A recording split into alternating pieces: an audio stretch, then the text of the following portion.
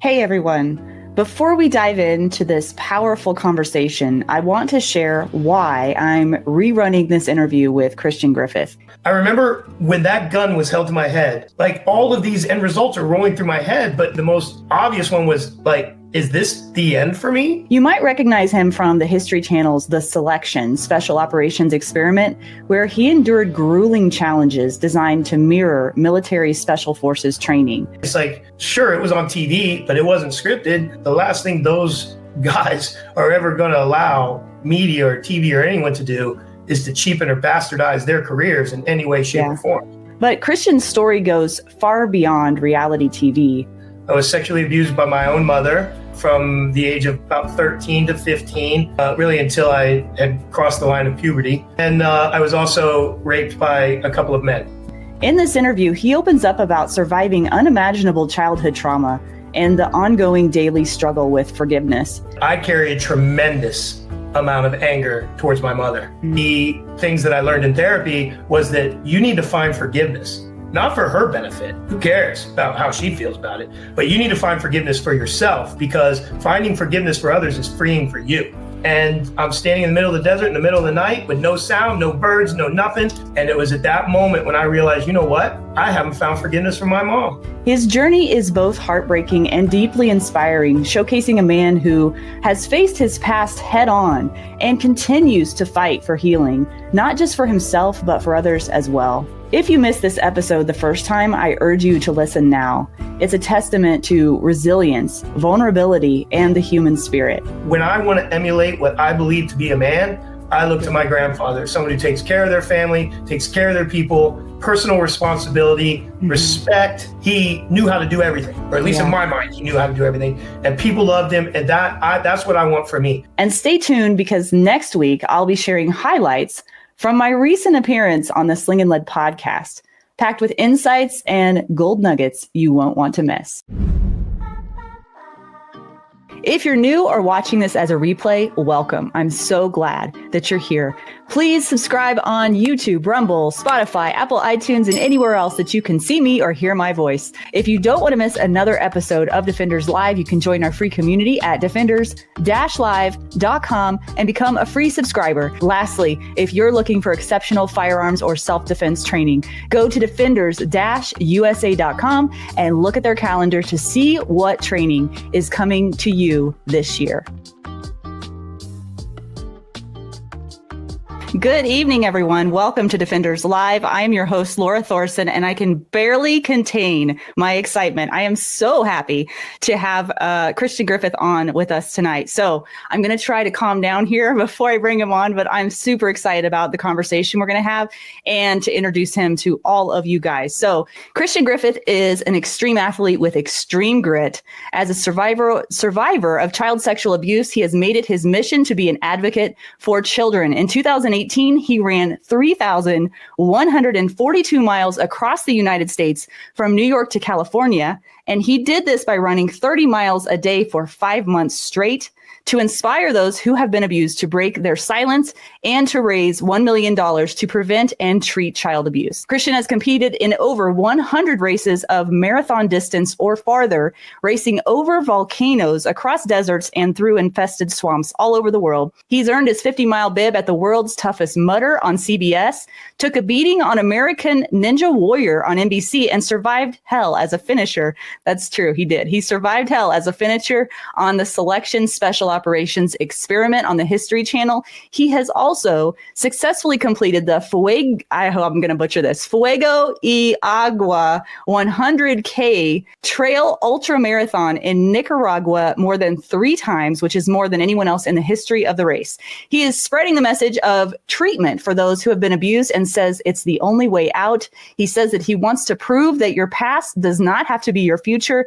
And he says, quote, "I'm not proud of who I've been in the past, but through my current relationships, EMDR therapy, and a solid dedication to change, I have turned things around. Am I perfect? Nope, but I will never stop trying." He also says his experiences have taught him that you can always do more than you think you can, and he encourages others to never, ever quit.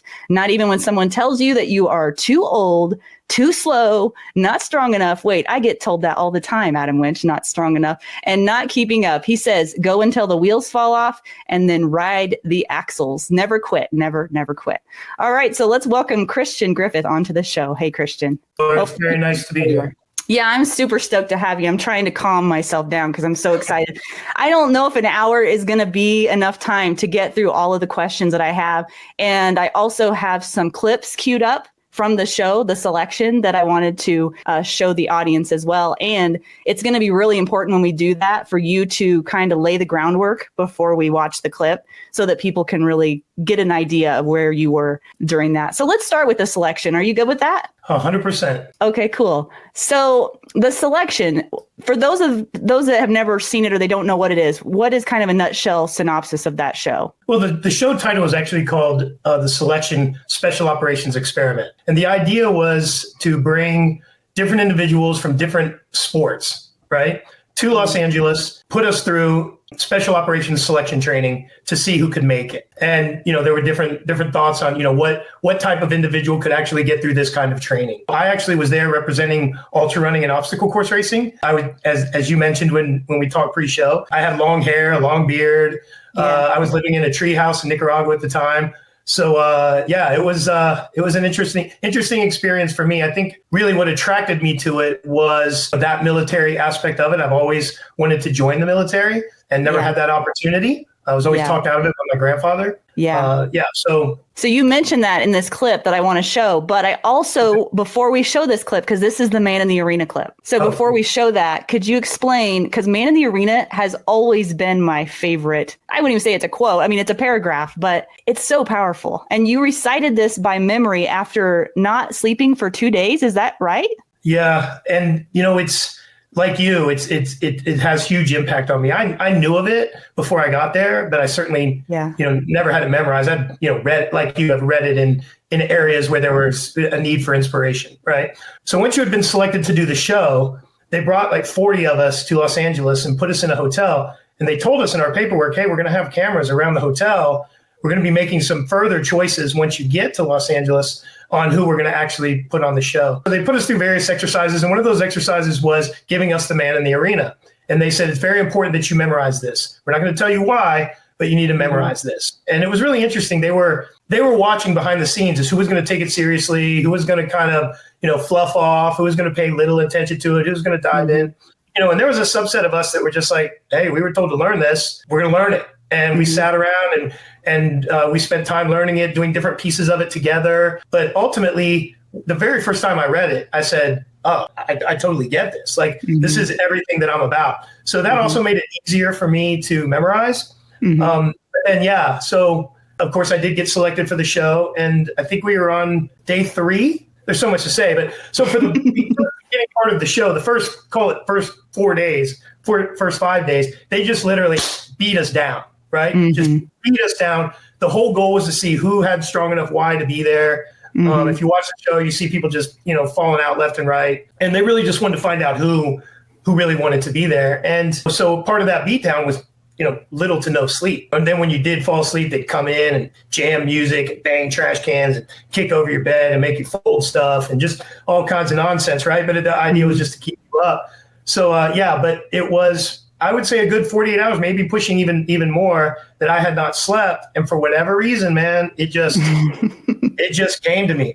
When they asked me to say it, this clip is so powerful. And it speaks to, I mean, we can sit here, I can ask you questions. Well, why did you want to be on the show? Blah, blah, blah, blah, blah. But this clip says it all. Like in 2 minutes, it says it all. It shows your why.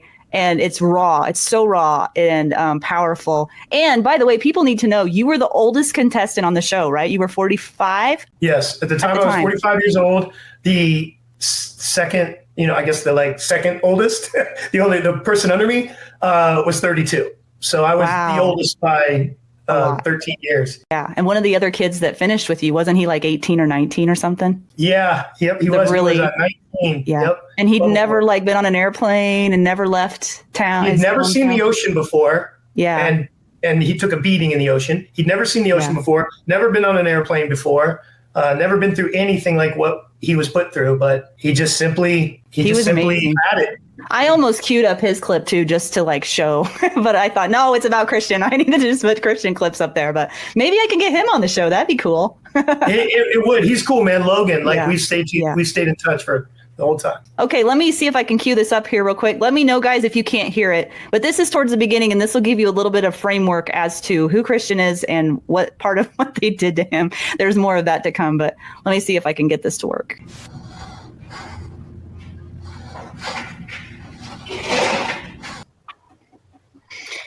Oh, boy. Man, is it hard to watch that? I mean, just because, I was so beat down and the crying on national television. Hey, brother, I cried last week on the show, so I hear you. I mean, it's, number one, I look like a crazy man when they take the thing off my head and my hair's all sundialed out. And I'm exhausted and I just bawling and feeling a lot. Even watching that, makes me feel a lot because my grandfather is dead now. He died when I was running across the country. He did. So, yeah, he died the day I ran into Chicago. No kidding. And that was after this show. So he was alive during this show. Yes. Okay. And then 2018 was when you made that run, right? Yeah. Yeah. Wow. Where do we go from here? So let's let people know. I'm not going to play a clip of everything that happened, but what were some of the things that they had you do? Like the water experiment they had you do? They had you out in the ocean. They also, I don't know what it's called. There's a name for it where they tie your feet and hands together and you have to do the breathing. What is that? It's called drown proofing. Drown proofing. Well, okay. That wouldn't proof me of drowning, but okay. But you're comfortable with water. So, right? I am comfortable with water. I feel like that was an advantage for me in that particular evolution. I remember even one of the SEALs coming up to me and saying, "Hey, Christian," because he knew I surfed. They did a lot of research on you so that they knew how to kind of push your buttons, right? Mm-hmm. And he's like, "Hey, Christian, seen you on social media. I've seen you. You're one of those surfer dudes, right, man? You're like a surfer dude, right?" He's just trying to get under my skin. He's like, "We'll see. We'll see how good you are in the water." Right. So I was worried. And they were constantly doing that. Right. And I'm sure that anybody watching the show that, has actually been through the military, actually been through special operations selection training, that whole mental game is huge. Right. That's quite honestly, I would argue that your physical game can be nowhere near what your mental game needs to be. So they were constantly taking jabs. Like they're taking jabs at my age. I think I told you one time, dude, one of the Ray Care, one of the really crazy instructors, like just always in your face. He'd come up to me, go, "Hey man," he put his arm around me, "Hey man, why don't we just go to the hotel and get a steak? We can have a drink. You don't want, dude, oh man, you don't want to be out here suffering. Man, we're going to have you out here for like a month, man. You don't want to do this. You don't want, and they just constantly try to talk you out of it." Right. But just some of the interesting things we did. Smashed us with just a tremendous amount of PT, physical training, climbing ropes with 20-pound weights on our back. They put us through gas where they gassed us. And that was pretty intense. I had never been gassed before.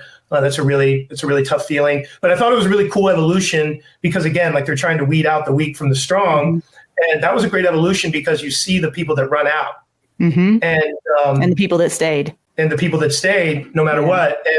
And they're very right when they say that, you look around and you look at the people that stayed and you look at the people that run out and you're going to rely on the people that stayed. You right or wrong, you make a judgment call about those people that ran out and you'll be nice to them, but they are loosely not in your tribe, right? And they typically didn't last anyway. They did, and that was a cool thing. So I told you after about the third or fourth day of beating us down and finding out who wanted to be there, it actually became very educational. They taught us a lot, which is what they do in any special forces, right? These guys have to learn a lot.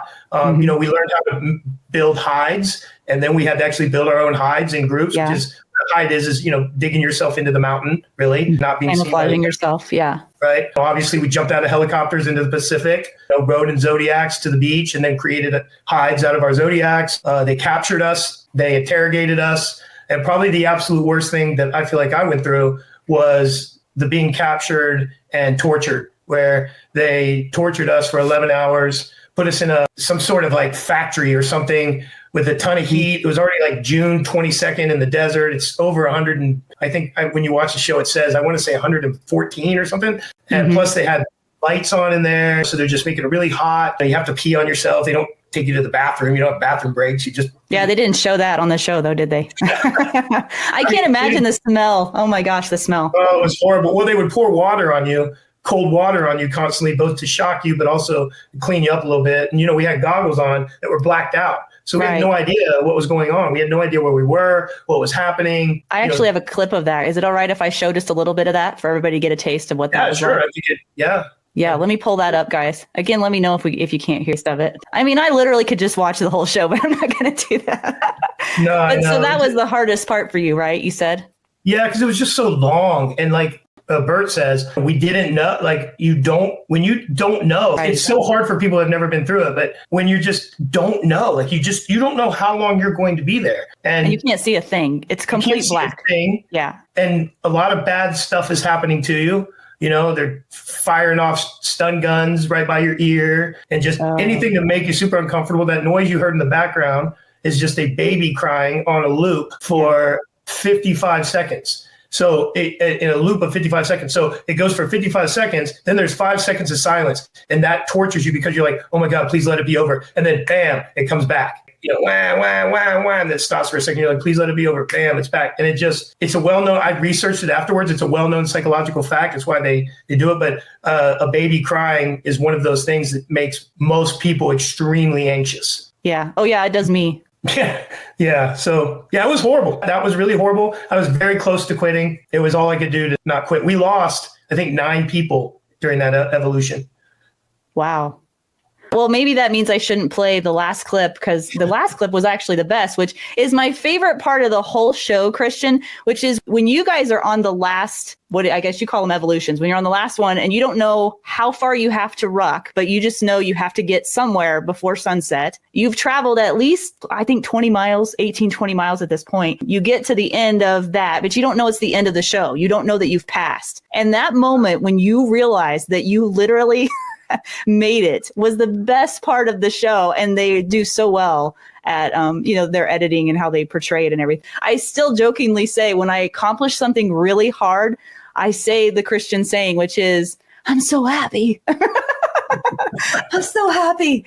And you were just like bent over, half crying, just so happy that it was over. It was a great moment. Yeah, I think that moment in particular, one of the things that's kind of out there. So I do a lot of endurance events, a lot of pretty heavy athletic things, extreme stuff. And, there's a sentiment out there that no matter how hard something is, when you finish, there's always kind of a letdown, right? And it's true. Some of the things I've done that have seemed like it would just have been impossible, right, to complete, and I do. And then at the end, I feel like almost this depression. I don't know if it's because, damn, that was so living in the moment and now it's over and I got that let down, or it wasn't as big as I thought it was going to be in my psyche. But this particular thing, finishing that show, finishing that experience, that stuck with me as a major accomplishment, life-changing event. And I think it was because I learned so much. I came out of that a completely different Christian Griffith that went through that. I would argue that probably just about anyone who's been through real military special operations selection and has made it probably feels the same way. And for a while, I kind of I felt a little bit of imposter syndrome, mostly because I'm like, gosh, there's dudes out there that really did this, and they were going through it even longer than us. Like we were out there for 16 days, well, really 12 days on the course. There's guys that I think it's like a month long sometimes. So, I had that feeling, but I remember when it launched on YouTube and I was almost scared, right? Because they always say, don't read the comments, don't read the comments. Because there's so many trolls out there, people that love to just hate behind a keyboard. Yeah. But I was shocked. I was like, I'm reading these and I'm getting all these Facebook messages from people. I'm getting Facebook messages from real operators, right? Law enforcement, other military groups, reservists, leadership in the reserves. Teachers, all of these different people that are actually applauding it and applauding the show and applauding some of the performances on the show. And, I made great contacts out of it. And those people had me come and speak to their groups. And it ended up, I felt a lot better about that, right? It's like, sure, it was on TV, but it wasn't scripted. The last thing those guys are ever going to allow media or TV or anyone to do is to cheapen or bastardize their careers in any way, shape, or form. They were aggressive about how it was going to go and who we could talk to and who we couldn't. Yeah. Well, most of us aren't going to either take or get the opportunity to do something like that. And so I'm wondering, because you have been in basically the pit of hell, you've been to those deep, dark moments for yourself in your own psyche just completely gone to new levels that most humans don't go to. What can you say to others who may be, trying to challenge themselves in whatever way they see challenges? What did you learn in those moments about yourself or about what you didn't know that you could do that you found out you could that would be helpful for others? I came out of it with an appreciation for some cliches, and that in itself might sound cliche, but it's an honest answer. It's like one of the things that I had always been told by some of my more military focused friends was everything is temporary. And I think that rattling in my head a lot, especially when things were really hard, like it's very difficult to think about anything not being temporary except for quitting. Right? Yeah. And I have a patch that I wear on my ruck, on my backpack, that I carry with me for work and everything else that says quitting is forever. And that's that is one of the things that isn't temporary. But anything that you're going through at any point in your life that in that moment might seem insurmountable, might seem like it's the end of the world, might seem like everyone is looking at you. A, they're not. And B, it's just temporary. It's going to change. No matter what terrible experience you could be going through. And quite honestly, same thing with happiness and great fortune. It can be here now and gone tomorrow. And so I think that everything is temporary was huge for me. And then really, and you can apply this to everything. Obviously, it sounds like it applies to running or moving, but I can always take one more step. No matter how beat down I am, no matter how bad everything sucks, no matter what is going on in my life, I can always move a little bit forward. I can do a little bit here, a little bit there. And at the end of the day, all of those little bits here and a little bit there, how do you eat a mountain? One bite at a time. Right. That was something that kind of stuck with me through the process and something that I kept up with. And then lastly, I would say becoming comfortable with the uncomfortable. It's what I think has allowed me to talk a lot about my sexual abuse. I think it's not only allowed me to talk about it, but be a champion for it. I've become comfortable. It's taken a while. Right. That's why it took me 35 years to ever even admit it. But then once I did, every time that I talk about it, it gets a little bit easier. And that's because I'm becoming more and more comfortable with the uncomfortable. I challenge people in your life. Throw yourself deep into uncomfort in any opportunity that you can. Throw yourself into uncomfortable situations, figure them out, come out from them. You will come out stronger, better, smarter, and more resilient. Guaranteed, 1000% guaranteed. How could you not? Well, so then I'm curious too, has your take or your perception of fear changed? Do you ever become fearless? Or do you just learn to live with it and use it to your advantage? I think that you learn to live with it and use it to your advantage. In, what was it? 2015 in Nicaragua, I had a gun held to my head. And in that moment, when something truly dramatic like that is going on, I remember when that gun was held to my head, this little Nicaraguan, right? Holding this gun to my head. I remember thinking to myself, I feel like I'm on TV. Like this doesn't happen in real life. What is going to be the end result of this? Like all of these end results are rolling through my head, but obviously the most obvious one was like, is this the end for me? Like right now? And what do I do? Right. And rather than cower in fear, I just tried to be smarter. And I think that, again, going back to the uncomfortable situation, but the more fearful, challenging, whatever you want to call it, right? Because for a lot of people, fear is doing this right here, talking, right? Like talking publicly. Whatever your fear is, if you put yourself in those situations as often as you can, I think you learn to manage them as opposed to get beat by them. And so as an example, when that gun was held to my head, I looked at that kid, he looked at me, and I think that we sort of had this unspoken thing of, I'm going, you're smaller than me. I'm probably going to make a move towards you, or I'm going to figure something else out. He took the gun away from my head and like put his arm straight, like he was just going to execution or shoot. So I turned around and ran like a drunk, right? Like arms and legs flailing and everything. He fired. I don't know if he missed me or if he missed me on purpose, but the round hit the ground and I felt the dust, the dirt, like kick up on the back of my leg. So for a brief instant, I thought I'd been shot, right? Just a brief instant. But then when I realized there was no pain, no lasting anything, it was just sort of this hot brush that went against my leg. I remember like turning around, you effing shot me. By this point, he had already hopped on the back of his accomplice's motorcycle and they took off. Oh my gosh. But yeah. And then, there's I'm just laughing about it now, I guess. But I think that the conclusion to all of that is putting yourself in fearful situations, things you are afraid of, tackle them head on, practice them like you would anything else, like you would any other skill. That's really good. Yeah, because we talk about the physical side of things, getting in better shape, being more healthy, blah, blah, blah, blah, blah. But the mental, emotional, spiritual aspect of all of that, I don't think is touched on quite as much. And it's all really connected because whatever it is that you push yourself to do physically takes a lot mentally. And like you said, maybe even more. Well, I mean, you even see it with that show, or I'm sure you, again, in real Special Forces selection training, it's not the most yoked guys that end up passing these things. Mm-hmm. It's the quiet guy in the corner who's unbreakable mentally. Yeah. Yep.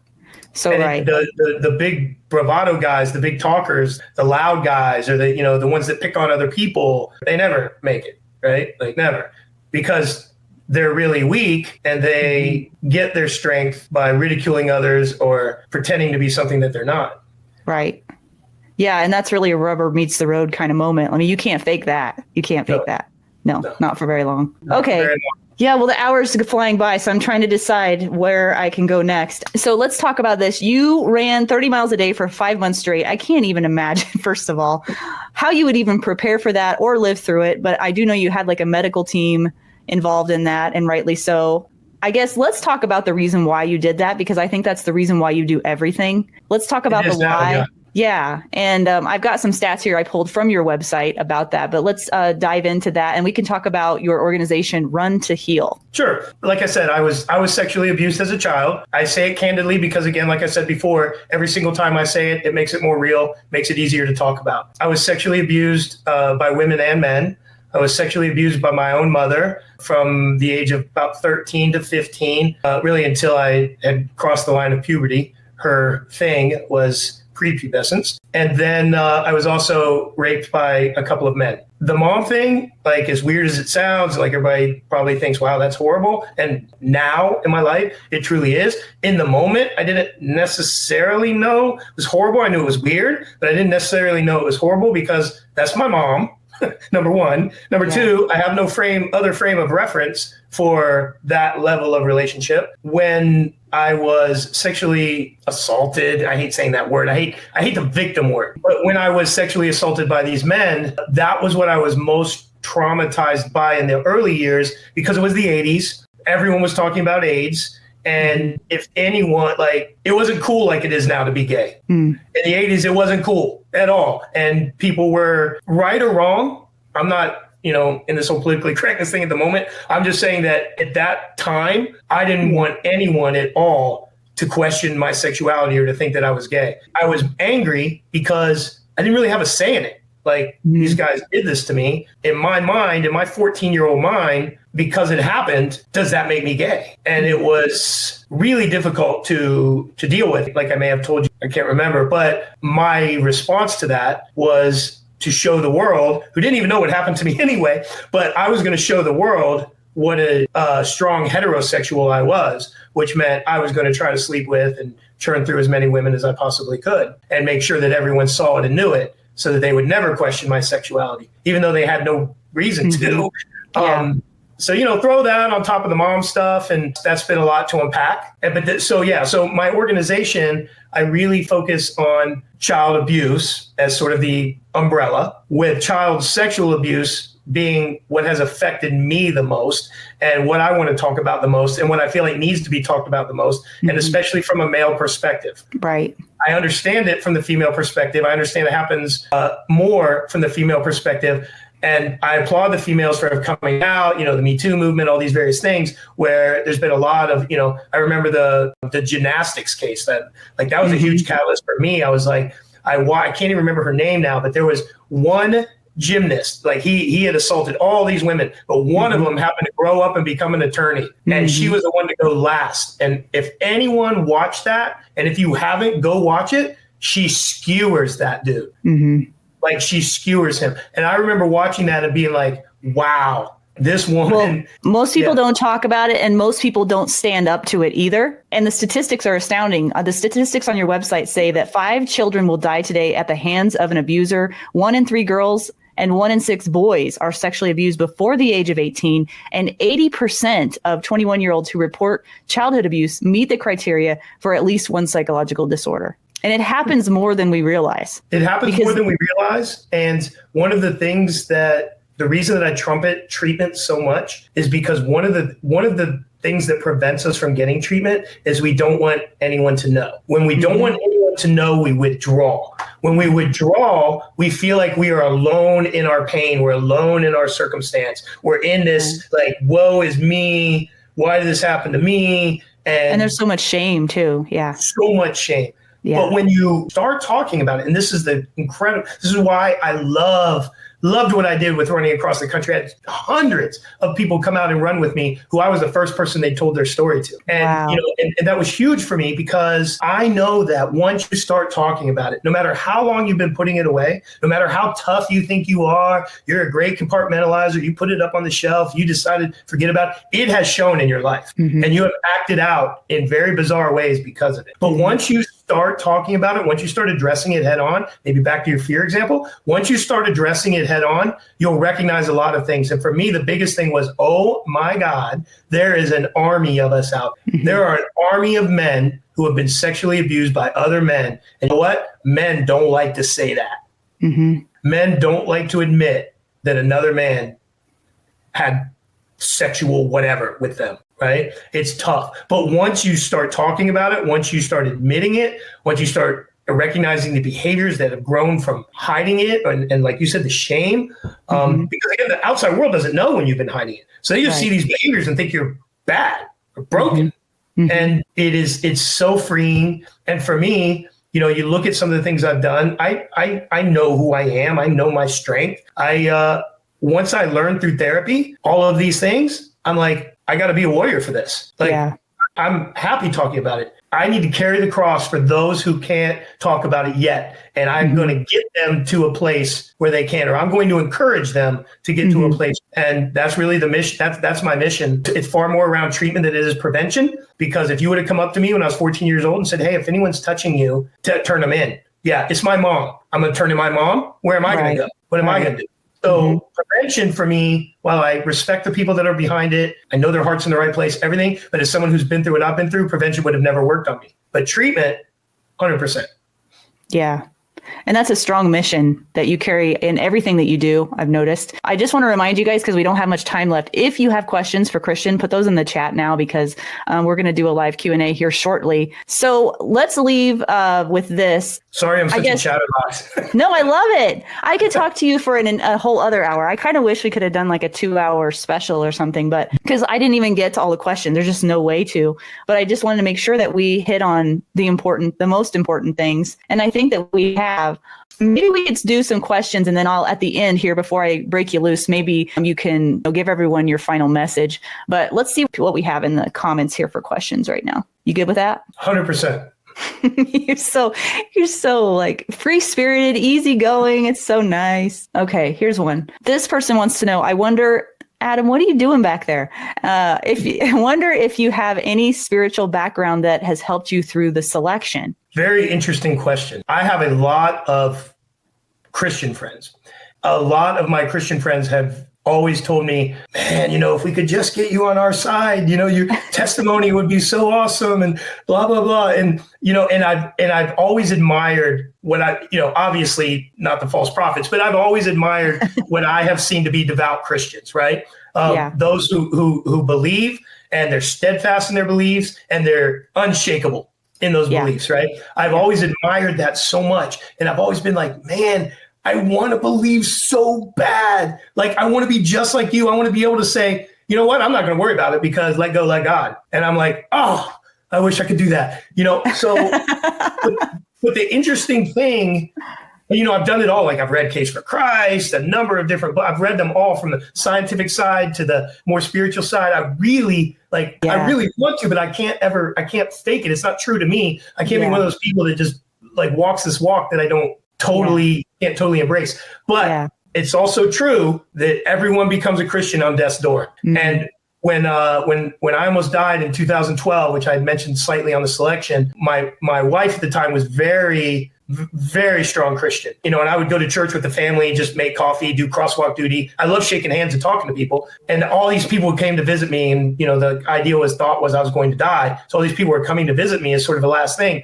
But they would hold hands around me and pray. They would give me really nice crosses, wear around my neck. And that was super special to me. Like, I still have a lot of the crosses right now. I have one right outside. I could run and grab that I keep, but it's always right there to me. I guess I would consider myself an agnostic in terms of that. I believe that there is something greater than me. I'm not that ignorant, right? I'm not that ignorant. I believe there's something greater than me. I just don't know that our human brains understand what that is. That's kind of where I live with it. But I think that's a great question. It is a great question. Yeah. It's a great question. And I appreciate your honesty too. That is so refreshing. You just are so honest about everything. And you have just such great qualities about you. I appreciate that. Thank you. I thought there were more than 2 questions, Adam. They're not. Guys, I can't believe that you're just not filling up the chat with questions. Okay, here's the last one, unless another person chimes in. How do you put past terrible wrongs against you aside and move on with such success? Man, this is a great question too. I haven't. I've experienced some success, but it's in spite of putting those terrible wrongs aside. When I ran across the United States, a big part of it was, of course, wanting to inspire and motivate others, get others to talk about their life. But I carry a tremendous amount of anger towards my mother. The things she did to me colored my sexuality and the way I approach sex for pretty much my entire life. And I had to reverse that and unpack that. And I carry a tremendous amount of anger about that she could do that to me. And one of the things that I learned in therapy was that you need to find forgiveness, not for her benefit. Who cares about how she feels about it? But you need to find forgiveness for yourself, because finding forgiveness for others is freeing for you. Doesn't matter if they accept it or not. It's all about freeing yourself from the chains of they have power over you if you can't forgive them. And I can understand that intellectually. It's been told to me a billion times. I could teach the course on it. But the reality is, I found myself 2,533 miles. I'll never forget the day. I was running through the desert on highway, I think it's Highway 57, the loneliest highway in America. I was about to reach California from Nevada, and I'm standing in the middle of the desert in the middle of the night with no sound, no birds, no nothing. Dark is dark in the desert. There is nothing, no sound. You're left there with your own head and nothing else. And it was at that moment when I realized, you know what? I haven't found forgiveness from my mom. I've gone 2,533 miles, and I don't forgive her any more right now than I did at mile 1. And here, sitting here doing this interview with you, I don't forgive her. I carry tremendous amount of anger towards her. I don't know. So to answer that person's question, I didn't. Dude, I love his honesty. I have to say one thing before you chime in, Adam. A good friend recently told me that forgiveness, or not forgiving and carrying that anger and resentment, is like drinking poison and hoping that the other person will die. Have you heard that before? He's heard it all, I'm sure. You haven't heard that? It's true, though. Makes sense. Yeah. Yeah. I mean, it's terrible. It sucks to live with it. I would do anything to free it. Do anything. Somebody gave me a magic pill to just make it go out of my head, and I could be happy about, or not happy, but I could be comfortable with it. Yeah. But no, I have very, very deep-seated anger that I can't find a way out of. Hi, Adam. So let me jump in. It's interesting we're talking about forgiveness now, right? Christian and I have some angers from stuff in life, obviously. And I find that forgiveness is a constant ongoing thing. If not, the forgiveness doesn't survive, right? It might happen in the moment, but it might not survive. And so it seems like that has to be something that has to be revisited, rethought through, and sometimes regranted. I guess from somebody who's coming from your perspective, I'd like to hear your thoughts on that. I think this is... He's saying, no, he's not doing it. He's not granting it, period. Not. But I have revisited. So it's, okay. Because I've been in therapy a long time, really, since I was 44, really. And I'm 54 now. So been in therapy for 10 years trying to figure this out. I revisit it on the regs. I revisited a million times when I'm running across the country by myself with nothing in my head. It's a weird place to be, man. If anybody's never done that, go spend 3 days in the desert with no sound and see what that's like in your own brain when all you can hear is you. I hear it But every single time I revisit it, I just fill with rage. And I just can't believe, like, why couldn't I have won the lottery? Couldn't I have won $1 billion? Like, why did the odds of me being sexually abused by my mother and the things that she did, like, I won't get into those things, but really dark stuff, right? Like, why did that have to happen to me? And I carry so much anger about it. And it's just not a good thing. I guess I come at things from a biblical perspective, right? That I do believe in God and all. And once forgiveness is granted by God, it's done. It's over. It's washed. It's gone. But I think the human side is it festers, it stays. And for me, I've noticed that sometimes it's almost like I pet it, I keep it, I hold on to it occasionally and let it come back. And it's got to be re-granted. That's my thought on it. If not re-granted, it's got to be remembered that the forgiveness was given. I think that's fair. And I have one other comment about it. And that is, one thing it has done, though, is allowed me to forgive a lot of other things that might have been really difficult for people in their lives to forgive, but it pales in comparison to this one thing I can't forgive. So it's actually given me greater empathy and forgiveness on a grand scale in my life. Like certain things that happen to me that my friends, just will say, my God, like, why do you still talk to that guy? I'm like, man, it's, and I'll just, have some sort of rationalization for it or something, but I'm a pretty easygoing guy. Like, people can do some things that are against me or whatever. And I'm just like, you know what, at the end of the day, it doesn't really matter in the grand scheme of things. But this particular circumstance was just so heavy for me. I just don't know how to get out from under it. Well, there's another person, they say that you don't need to necessarily answer this if you don't want to. They just said that following up to forgiveness, have you been able to forgive yourself? It sounds weird, but forgiving myself for being smaller, weaker, younger, and not able to protect myself was huge from a healing perspective. First of all, anybody listening can ask me any single thing they want to,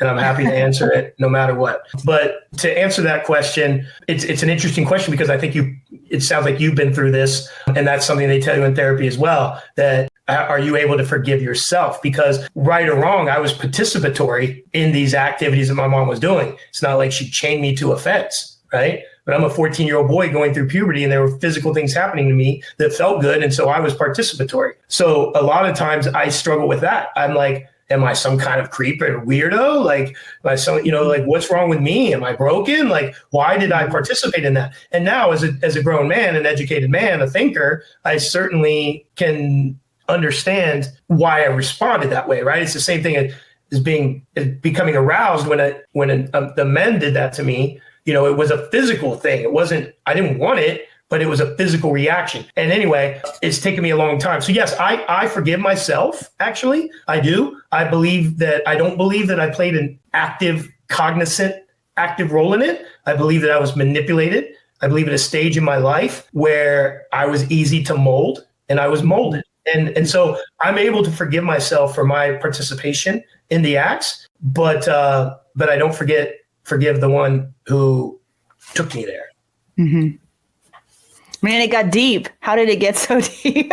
Always does, Mama. Always does. Every single one of these, every single one. It's because I don't mind talking about it, dude. And I know that there's people out there listening right now. There are people listening right now that this has happened to. There are dudes listening to this right now that have had this happen to them. And I would just, again, look at the statistics will tell you that, right? So I would just encourage anyone, just stop hiding from it, dude. Just stop. It's tearing you up. Well, forgiveness is a good thing to give and to grant to others and to survive in that forgiveness. And I pray that day comes for you. And thank you. It's a struggle, though. I know what you mean. Yeah. It's a struggle. We did have another question come in about your grandfather. Oh, great. Yeah, they wanted to know if your grandfather helped shape you who you are today. That would probably be more, how did he shape you? Because we know that he did. I would like to believe that I emulate him in many ways. But yeah, it totally shaped me from the time. So my grandfather, again, he flew P-51s in World War II. He came back from World War II, totally different mindset of the time, right? Came back from World War II, and now had a couple of girls on a couple of leaves. He got my grandmother pregnant, and she had babies while he was still over there fighting the war. He comes back. He got a job as a foreman in the steel mills of Ohio. He worked for a company called Republic Steel, and he was a foreman. And he used to tell me, Christian, I deal with the cream of the crap every day. But he worked his ass off midnights, came home dirty, grimy, and my grandmother was, serving him his meals, just that stuff you love, that endearing, I know some people nowadays like to say that patriotic bullshit or male toxicity, or whatever they want to call it. But it's endearing to me. And growing up around it and watching the respect of the roles between the two was just amazing to me. And, paid off his house in like 10 years. And then when I came along, because he had 2 girls, so he never had a boy. And when I came along, he just really embraced me. And we used to go to flea markets together. He taught himself mechanical engineering. And we would go to flea markets together. We would buy cheap old film cameras and we would fix them. He would fix them, I should say. And he was so meticulous about it. He would put I'm kind of jumping ahead of myself, but he would fix these cameras, make them meticulous, and he would sell them to collectors and dealers. And then computers came along. We started building, because he was an engineer, he taught me to build IBM PC clones. We were building computers together. Then the internet came. We'd go to the flea market, get these cameras, he'd fix them, we'd put them on eBay. But he's old school. He didn't put in his credit card on eBay. You can go ahead and put your credit card on eBay. I'm not doing that. China's going to get it or something, right? He was just old school like that. But he, and another, I know we're running long, but another story No, we're good. Tell about my grandfather that it just is so true, and it's me today too. When he got to 50 years old, we have Alzheimer's runs in our family and dementia that runs in our family. True to that special forces mindset that he had, right? He was going to cut it off at the pass. It wasn't going to happen to him. So he decided that he was going to start learning how to do crossword puzzles. So he would do the local newspaper crossword puzzles, and he'd have a stack of crossword dictionaries next to his chair, a dog that he said he hated, but he had a whole bar of treats right there to feed the dog. I hate this. I know guys like this. He's feeding it anyway, just a good old guy. But he trained himself on those crossword puzzles so that 10 years later, he was getting the New York Times delivered to his house, and he could rip through the New York Times crossword puzzle, no dictionary, no nothing, in a matter of minutes. He had literally trained himself to do that. He lived to 95 years old and was sharp as a tack. Wow. The day before he died, I spoke to him, and he was every bit as sharp. His writing was on point. He was sharp, strong, amazing. He is, when I want to emulate what I believe to be a man, I look to my grandfather, someone who takes care of their family, takes care of their people, personal responsibility, teaches themselves how to fish, teaches others, respect. Everybody loved him. He was like every old dude. He knew how to do everything, or at least in my mind, he knew how to do everything. And people loved him. And that's what I want for me. When I pass, I want people to go, Christian might have been a crazy MF, but he would give to you. He would do for you, and he'd be there for you. And if people can say that about me when I go, I'm good. Hey, I got to say one thing. I about fell over in my chair when you emailed me back. I email people all the time, reach out to people all the time, never hear a word from them. And you actually took the time to reply to me. And I was stunned by that. So that right there tells you, practicing what you preach there, Christian, that's for sure. So I appreciate that about you. I'm sorry I got you kicked off YouTube. Yeah, well, I did that myself, I guess. I don't know. I didn't think it would either, but oh well. So let's wrap up because we are over the hour. Let's leave people with any final thoughts, messages, words of encouragement, and then also where can people find out more about you? We know you have the website, and then I'll let everybody know what to expect for next week. Yeah, it's always the weird part for me, kind of. You're running the stuff down at the bottom. If people find interest in anything I say, they find interest in me, they want to reach out, they want to dig a little deeper. Both into the things that we talked about or some things in their own life, whatever, dude. I've told you, I tell everyone, I am a flat out open book. I will talk about anything. I will share anything with you. I think that I could say, go check out my website, go check out my charity, go check out this. And it just feels a little chest thumping. I think that if for whatever reason I have touched you in some way, shape or form, and you have greater interest and you want to learn more, reach out to me on one of the things scrolling down there. And I guarantee you a response. Aside from that, I think I said a few things earlier that I still stand behind. I think that the things that have made me stronger is becoming comfortable with the uncomfortable, putting myself in situations that require me to use strength, wit, and resilience to get through them, because those are the things that make you stronger in the end. I guess one last thing I would like to say, it's on my website that I told you didn't even have to post, but one of my favorite sayings is, we can always make more money, but we can never make more time. And I think that is just such a powerful statement, because really our time is our currency. The amount of time that your listeners spent listening to me, they could have been doing something else. Like, they paid to spend time with me.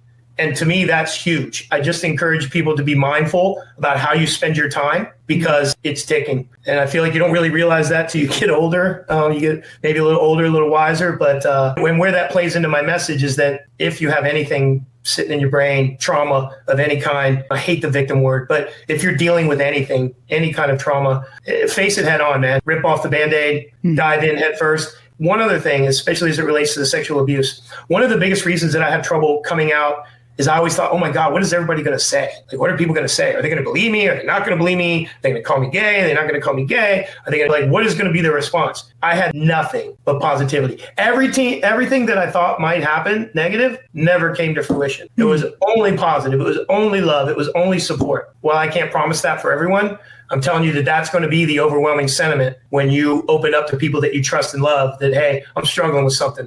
Yeah. And there'll be, and especially, I believe, within members of faith, right? There's always people that are willing to help. That's pretty much all I have to say. Again, people can reach out to me directly all they want. I love that. Well, thank you for your time tonight, Christian. Of course. Thank you again. Your honesty is so refreshing. Yes, ma'am. Thank you for having me on.